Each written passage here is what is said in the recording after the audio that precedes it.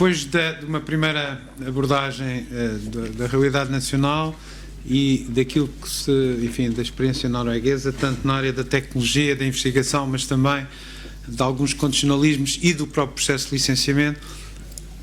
E agora ao Dr. Pedro Pousão para fazer a sua apresentação.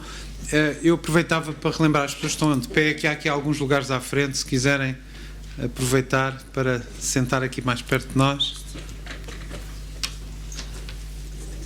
Boa tarde a todos. Eu sou investigador do Instituto Português e do Mar e da Atmosfera, como sabem, junção do antigo Instituto de Meteorologia com o IPIMAR, e portanto eu estou na parte do mar, no Departamento do Mar. Em termos de agricultura, foi-me pedido, de certo modo, que me apresentasse a divisão, portanto o Instituto tem várias vertentes, e portanto se apresentasse a divisão. Isto é uma foto da estação piloto, em Olhão. Enfim, o que é a divisão?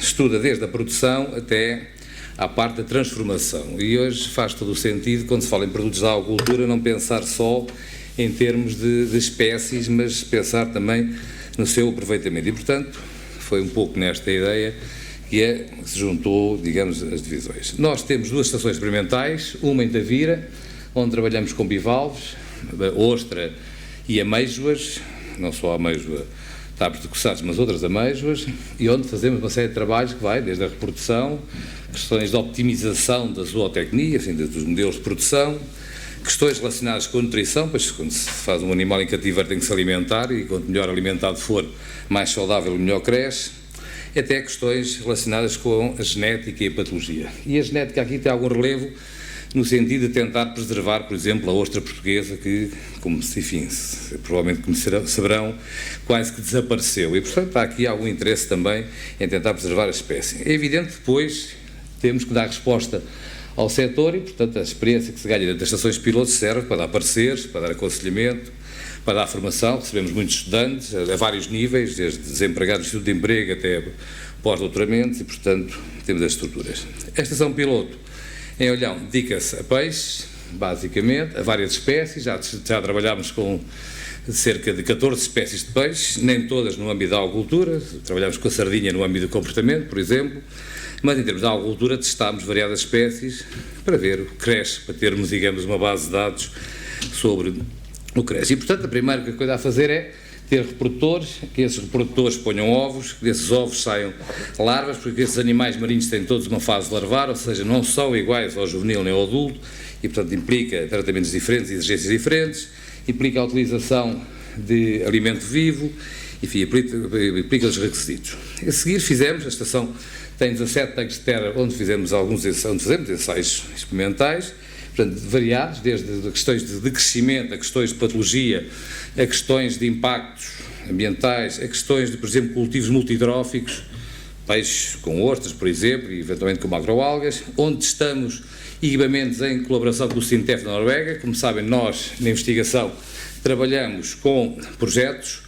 As nossas fontes de financiamento são projetos a diversos níveis, nacionais, europeus, e, portanto, nós, por exemplo, a nível da divisão temos mais de 20 projetos, no fim é presente, e todos eles com financiamento europeu. E, portanto, trabalhamos muito em parcerias e testamos, por exemplo, equipamento, porque a agricultura e a investigação à agricultura não tem que ser necessariamente só para consumo interno. Nós estamos numa comunidade europeia, nós ouvimos falar hoje nas empresas de tecnologia, de software, que exporta software. Também posso exportar tecnologia da agricultura, não tenho necessariamente que a utilizar aqui, posso fazer os meus ensaios e testá-los, e estamos a fazer isso, por exemplo, com sistemas de arejamento, cujo principal mercado há de ser a China e a Ásia, não, enfim, os nossos tanques de terra. E, portanto, este serve para outras coisas. Em termos de offshore, testámos algumas coisas e vamos, em parceria com uma empresa de Olhão, voltar a testar. Basicamente aqui foi mais demonstração. Nós começámos este trabalho em 2001, portanto já lá vão 12 anos, mais como demonstrativo, mostrar às pessoas que se podia trabalhar em verdadeiro offshore. Eu uso a mesma terminologia que foi aqui apresentada, portanto isto é offshore exposto, não há nada que proteja, não há nenhuma pedrinha à volta, nada, portanto estamos a 3 milhas da costa e portanto temos que resistir. Nós optámos, enfim, por esta jala de maior custo de investimento, mas de menor custo de manutenção, portanto isso seria outra discussão, e que resiste às condições de mar e que pode submergir, tal como os submarinos, quando entra água no sítio onde está a ar, não é? E, portanto, a ideia aqui foi demonstrar, foi formar gente, foi dar dados para o setor, e hoje estou contente que exista uma série de longlines instalados e projetos de jalas a aguardar aprovação, mas que julgo que será para breve, com jalas semelhantes a estas e que, enfim, finalmente se produzem e se dê o pontapé de saída. Nós não estamos a inventar a roda, estamos apenas a transferir o automóvel para o nosso país, não é? Em termos de outras tecnologias, pois há questões de bioconservação, questões de embalagens, questões de atmosfera modificada, e, inclusive, quando nós fazemos a investigação, necessitamos por exemplo, de toda uma parte analítica. Ela está instalada em Lisboa e, portanto, há todo um apoio na parte da área de melhoramento. Portanto, há que propor novos produtos. É evidente que isso é uma discussão que se calhar estará para o painel. Às vezes diz-se, bom, temos sobreprodução de dourado ou de robalo, mas 2 minutos antes disse que a Europa importa 70% do pescado, 57% do peixe-cobre, Portugal importa 70%. Bom, então a subprodução importa-se. Bom, é que se calhar o consumidor nem sempre está disposto a comer um peixe inteiro e, portanto, há que ter outras formas de apresentação, até para algumas espécies que se calhar têm má nome, como a tainha, por exemplo, não é? E, portanto, se calhar, quem come pangáceos mais facilmente come uma tainha, que seguramente é muito mais saboroso. E, portanto, por vezes há que preparar e apresentar o produto de outra forma. Há os aspectos, depois, também, enfim, da qualidade e de sabermos, enfim, o que é que está dentro do nosso peixe.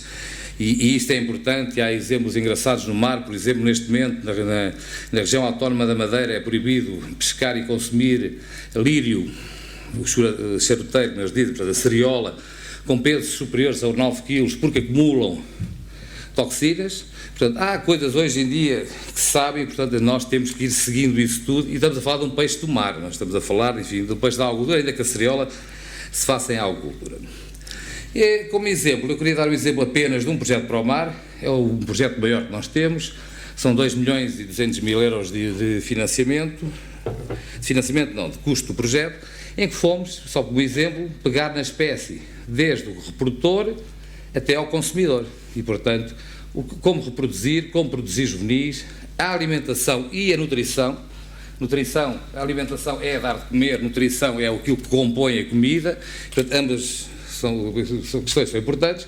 Os sistemas de produção, se vamos produzir no mar ou em terra, ou em intensivo ou semi-intensivo, ou em ambos os sítios. E, portanto, começámos por, em primeiro lugar, adaptar reprodutores, ter posturas desta espécie, em que hoje já trabalhamos com a geração 1, portanto já temos os nossos, enfim, os mais velhos já têm 6, 7 quilos, estarem em cativeiro, portanto já há 2 anos trabalhamos com reprodutores nossos, sem ser selvagens, mas, de qualquer forma, tudo isto no sentido de melhorar, porque em todos os aspectos nós temos um custo, e esse custo depois tem impacto no custo da engorda a seguir. E, portanto, isto é uma atividade que tem que comprar juvenis para os engordar e os vender. E, portanto, o preço que eu compro ao juvenil vai ser decisivo no sucesso da espécie e no sucesso da atividade. E, portanto, compete-nos também a nós, eu trouxe mais esta vertente para aqui, trabalhar no sentido de custo. E é evidente que uma empresa que produz 1.000 toneladas de peixe compra 3 milhões ou 2 milhões e tal de juvenis e, portanto, 1 cêntimo vezes 2 milhões é dinheiro. E, portanto, há que olhar para essas questões. Em termos de cultivo larvar, de tais fases diferentes, eu não vou apresentar tudo, é evidente que uma sobrevivência maior ou menor, um crescimento em mais ou menos dias, tem implicações económicas importantes.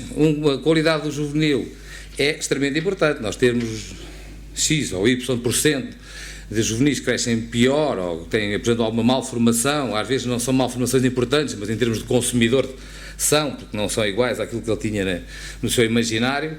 Eu digo no seu imaginário porque o que há à venda aí é peixe da algodura, embora estejamos todos convencidos que temos um restaurante que nos vende peixe do mar. Eu aposto 9 para 10 que não é peixe do mar, mas enfim, isso seria outra discussão. E, portanto, há que resolver questões a nível larvar, a nível dos juvenis, a zootecnia, a nutrição, a fisiologia, por exemplo, a alimentação. No nosso caso, corresponde a 30% ou 40% do custo de produção, isto pode variar em função, enfim, dos custos energéticos que estejam associados ou não, conforme se trata de produções em terra ou em jala.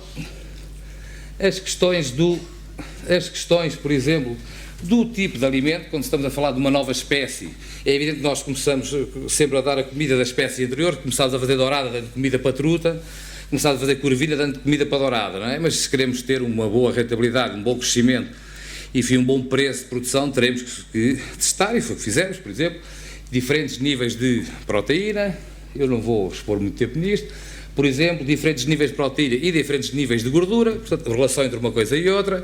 A proteína, como sabem, é caro, e mais recentemente, desculpem o slide estar em inglês, substituição da proteína de farinha de peixe por proteínas vegetais e proteínas animais também. Neste caso são só proteínas vegetais, e ver o impacto que isso tem no crescimento, que é o que nos interessa, e naquilo que nós chamamos a taxa de conversão, ou seja, quantos quilos de alimento eu necessito para produzir 1 quilo de peixe, quanto é que eu vou gastar de alimento para produzir e isso é extremamente importante. E é importante porque vai-se refletir no custo de produção. Fomos também ver em tanques de terra se poderíamos fazer a nossa corvina sozinha, ou em policultivo com dourada ou com robalo, até que ponto é que uma espécie nova, enfim, para entrar devagarinho no mercado, é ou não afetada quando está em competição com as outras, e temos os resultados, pois, mas alguém, se as pessoas estiverem interessadas mais tarde para falar sobre isso, com robalo e com dourada, dá-se melhor com o robalo que com a dourada. A dourada é assim, espalha brasas, digamos assim, dentro da água, e portanto dá-se melhor com o robalo. Fomos comparar, por exemplo, diferentes, qual era o aspecto depois em termos de produção, de utilizar farinhas com diferentes, enfim, composições, e pôr isto em termos práticos. E quando eu ponho isto em termos práticos, quer dizer, se eu tiver uma jala a produzir 30 kg por metro cúbico, eu precisaria, se limitar o alimento a um X percentagem, com uma farinha ou com outra, diferentes tempos de crescimento, não é? Ou iria utilizar diferentes tempos, e portanto iria ter diferente produção. Neste caso, teria ao fim de 15 meses 90 toneladas, neste caso ao fim de 15 meses teria 63 toneladas, ou seja, para ter as mesmas 90 toneladas teria que esperar mais tempo. Portanto, é extremamente importante a composição do alimento. Isso é um dos aspectos que nós estudamos. Outros aspectos que nós estudamos é a tal taxa de conversão. E, portanto, limitando a quantidade de alimento a uma percentagem fixa, se o meu alimento é de melhor ou pior qualidade, isso vai se refletir. No caso da corvina é nítido, quanto menor proteína, mais come, para compensar, e, portanto, se eu limitar a uma percentagem normal de uma tabela de rações, o que eu vou ter é que, ao fim de um determinado tipo de tempo, eu vou ter muito menos peixe dentro da minha jaula, porque ele cresceu, não é menos peixe, é menos quilos de peixe, porque ele cresceu menos. Portanto, isto são aspectos importantes e não é de desprezar. Numa jaula, eu tenho menos de 53 toneladas de peixe, a dado momento, e multiplicado por 10 jalas, são 500 toneladas de peixe, que é mais do que produz qualquer empresa de tanques de terra em Portugal, por exemplo, ou semelhante à maior empresa. E, portanto, são aspectos que fomos testar e que queremos demonstrar, mais uma vez com jalas adaptadas ao sítio onde trabalhamos. Essa questão das jalas teria outra discussão, mas é o mesmo comprar um Ferrari para lavrar e andar com um trator na autoestrada. Portanto, as coisas têm que ter o sítio certo onde se instalam e, portanto, eu gostei muito da apresentação anterior e acho que as pessoas deviam fixar aquilo para... Os equipamentos não são pelo preço, têm que ter o seu destino. Fomos comparar também crescimento em terra e em mar, perfil térmico da água do mar e o perfil térmico em terra.